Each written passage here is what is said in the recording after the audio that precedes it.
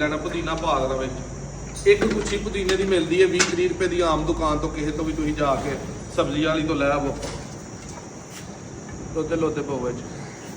ਇਹ ਜਨਾਬ ਪੁਦੀਨਾ ਪੈ ਗਿਆ। ਇਸ ਤੋਂ ਬਾਅਦ ਤੁਸੀਂ ਕੀ ਕਰਨਾ, ਅਲਵੀ ਜੈਸਟ ਦਾ ਪੈਕਟ ਮਿਲਦਾ ਕਿਸੇ ਵੀ ਮੈਡੀਕਲ ਸਟੋਰ ਤੋਂ ਲੈ ਆਓ। ਅਲਵੀ ਜੈਸਟ ਮਿਲ ਜਾਂਦਾ ਤੁਹਾਨੂੰ, ਰੂਮੈਕਸ ਮਿਲ ਜਾਂਦਾ, ਰੋਮੀਸੈਲ ਮਿਲ ਜਾਂਦਾ। ਇਹਦੇ ਵਿੱਚ ਰੂਮੈਕਸ ਦਾ ਬਹੁਤ ਅੱਛਾ ਕਿਰਦਾਰ ਹੈ, ਅਲਵੀ ਜੈਸਟ ਦਾ ਬੜਾ ਅੱਛਾ ਰਿਜ਼ਲਟ ਹੈ। ਇਹ ਫੀ ਗਾਂ ਤੁਸੀਂ ਇੱਕ ਪੈਕਟ ਪਾ ਲੈਣਾ।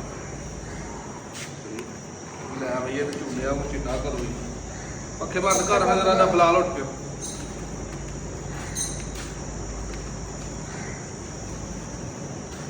ਇਹ ਤਿੰਨਾਂ ਗਾਈਆਂ ਦਾ ਤੁਸੀਂ ਲਾ ਲਓ ਕਿ ਬਣ ਗਿਆ। ਠੀਕ ਹੈ, 5 ਕਿਲੋ ਦਹੀਂ ਹੈ, ਉਹਦੇ ਵਿੱਚ ਪੁਦੀਨੇ ਦੀਆਂ 3 ਗੁੱਛੀਆਂ ਪੈ ਗਈਆਂ, 3 ਪੈਕਟ ਅਲਵੀ ਜੈਸਟ ਪੈ ਗਏ। ਅੱਗੋਂ ਤੁਸੀਂ ਕੀ ਕਰਨਾ, ਇਹਦੇ ਵਿੱਚ ਸ਼ੱਕਰ ਪਾ।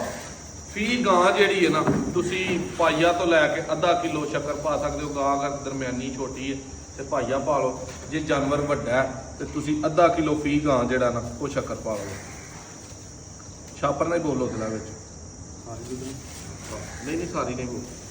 ਕਿੰਨੀ ਲਿਆਂਦੀ ਸੀ ਆ? 5 ਕਿਲੋ ਹੀ ਤੇ ਅੱਧੀ ਉਹ ਥੋੜੀ ਚੱਲ ਬੜੀ ਜਿਹੀ ਸ਼ੱਕਰ ਪੈ ਗਈ। ਇਸ ਤੋਂ ਬਾਅਦ ਤੁਸੀਂ ਕੀ ਕਰਨਾ, ਅਨਾਰਦਾਨਾ ਲੈਣਾ ਤੇ ਲੈਣਾ ਕਿਤੋਂ ਚੰਗਾ। ਫੀ ਜਾਨਵਰ 100 ਗ੍ਰਾਮ। ਠੀਕ ਹੈ, ਇਹ ਵੀ ਪਾਓ। ਚਲੋ ਪਾ ਫੀ ਜਾਨਵਰ ਤੁਸੀਂ 100 ਗ੍ਰਾਮ ਅਨਾਰਦਾਨਾ ਲੈਣਾ। 150 ਲੈ ਲਓ, 200 ਲੈ ਲਓ, 250 ਗ੍ਰਾਮ ਲੈ ਲਓ, ਨੁਕਸਾਨ ਕੋਈ ਨਹੀਂ। ਲੇਕਿਨ ਜਿਹੜਾ ਨਾ ਉਹ 100 ਗ੍ਰਾਮ ਐਵਰੇਜ ਠੀਕ ਹੈ, ਕੰਮ ਚੱਲ ਜਾਂਦਾ। ਅੱਗੋਂ ਤੁਸੀਂ ਲੈਣਾ ਸਰੋਂ ਦਾ ਤੇਲ, ਅਸਲ ਦੇਸੀ ਸਰੋਂ ਦਾ ਤੇਲ ਲੈਣਾ, ਕਨੋਲਾ ਵਾਲਾ ਤੇਲ ਨਹੀਂ ਲੈਣਾ। ਨਾਲ ਤੁਸੀਂ ਲੈਣਾ ਤਾਰੇ ਮੀਰੇ ਦਾ ਤੇਲ। 20 ਗਾਂ 100 ml, 100 ml ਤਾਰਾ ਮੀਰਾ, 100 ml ਸਰੋਂ ਦਾ ਤੇਲ।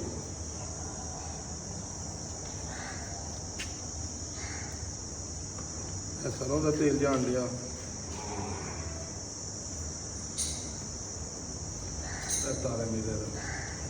ਤਾਰੇ ਮੀਰੇ ਦਾ ਸਰੋਂ ਦੇ ਤੇਲ ਦੀ ਇੱਕ ਆਪਣੀ ਅਸਲ ਹੋਏ ਨਾ ਤੇ ਖੁਸ਼ਬੂ ਹੁੰਦੀ ਹੈ।